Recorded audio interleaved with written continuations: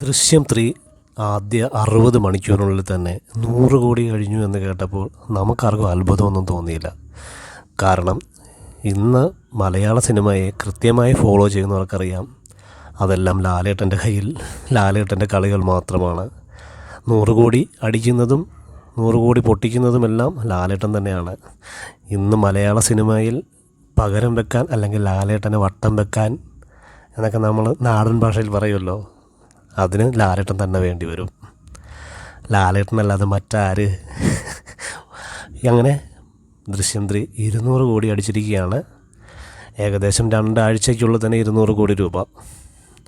മിക്കവാറും ലോകയുടെ റെക്കോർഡും തകർത്ത് 300 കോടിയൊക്കെ അടിക്കാൻ അധിക സമയമൊന്നും വേണ്ടി വരില്ല എന്ന് തന്നെയാണ് തോന്നുന്നത്. എന്തായാലും വ്യാഴാഴ്ചത്തെ കളക്ഷൻ നല്ല റെക്കോർഡ് കളക്ഷൻ തന്നെയാണ്. ഈദിൻ്റെ അവധി ആയതുകൊണ്ട് ആൾക്കാരെല്ലാവരും തിയേറ്ററിലേക്ക് എത്തിയിട്ടുണ്ട്. മുമ്പ് തരുൺ മൂർത്തി പറഞ്ഞതുപോലെ മോഹൻലാൽ സിനിമയ്ക്ക് ഒരു പോസിറ്റീവ് റിവ്യൂ കിട്ടിക്കഴിഞ്ഞാൽ പിന്നെ തിരിഞ്ഞു നോക്കേണ്ടി വരില്ല. അദ്ദേഹത്തിൻ്റെ സ്ലീപ്പർ സെൽ ആരാധകരെല്ലാം കൂട്ടത്തോടെ തിയേറ്ററിലെത്തുമെന്ന് തരുൺ മൂർത്തി പണ്ട് പറഞ്ഞില്ലേ, അതിവിടെ കറക്റ്റായിക്കൊണ്ടിരിക്കുകയാണ്. ഒരു മിക്സ്ഡ് റിവ്യൂ കിട്ടിയ ദൃശ്യം 3 ഇത്ര വലിയ വിജയമായി മുന്നോട്ട് പോകുന്നത് അദ്ദേഹത്തിൻ്റെ ആ ഒരു സ്ലീപ്പർ സെൽ ഫാൻസുകളും പിന്നെ കുടുംബ പ്രേക്ഷകരും എല്ലാവരും തിയേറ്ററിലേക്ക് എത്തിയത് കൊണ്ടാണ്. ഇന്നലെ ബക്രീദ് ദിനത്തിൽ നല്ല കളക്ഷൻ തന്നെയാണ് ദൃശ്യം 3 കളക്ട് ചെയ്തിരിക്കുന്നത്. എല്ലാ തിയേറ്ററുകളിൽ നിന്നും പോസിറ്റീവ് കളക്ഷൻ റിപ്പോർട്ടുകൾ തന്നെയാണ് ഇന്നലത്തേത്, അതായത് വ്യാഴാഴ്ചത്തത് വന്നുകൊണ്ടിരിക്കുന്നത്. ദൃശ്യം 3യുടെ അതായത് ദൃശ്യം സീരീസിലെ എല്ലാ സിനിമകളും പ്രേക്ഷകർക്ക് വളരെ ഇഷ്ടമായി തന്നെയാണ്. അതായത് ഒരു പ്രത്യേക ഒരു യൂണിവേഴ്സാണ് അവർ തീർത്തിരിക്കുന്നത്. ഈ ദൃശ്യം യൂണിവേഴ്സ്.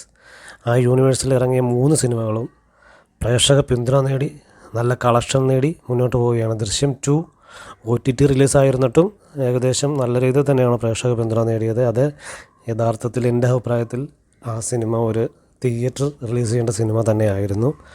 പിന്നെ എന്താണെന്നറിയില്ല, അണിയറ പ്രവർത്തകർ അത് OTTയിലാണ് റിലീസ് ചെയ്തത്.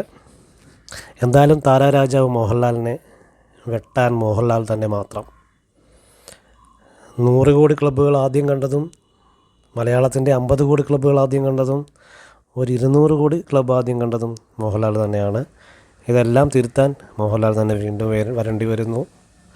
അതാണ് മോഹൻലാൽ എന്ന നടൻ ഇവിടെ ഒരു 35 വർഷമായിട്ട് അല്ലെങ്കിൽ ഒരു 40 വർഷമായിട്ട് തൻ്റേതായി മലയാള സിനിമയിൽ കെട്ടിപ്പൊക്കിയ സാമ്രാജ്യം. ആ സാമ്രാജ്യത്തിൽ ഇന്നും ഒരു വലിയ ചാരികസരയിട്ട് പുള്ളി തന്നെയാണ് അതിൻ്റെ ഉമ്മറത്ത് അങ്ങനെ ഇരിക്കുന്നത്. ഒരു കാരണവരെ പോലെ അല്ലെങ്കിൽ ഒരു രാജാവിനെ പോലെ. ഇതുവരെ ആ സിംഹാസനം വിളക്കാൻ പോകുന്നവർ ആരും എത്തിയിട്ടില്ല.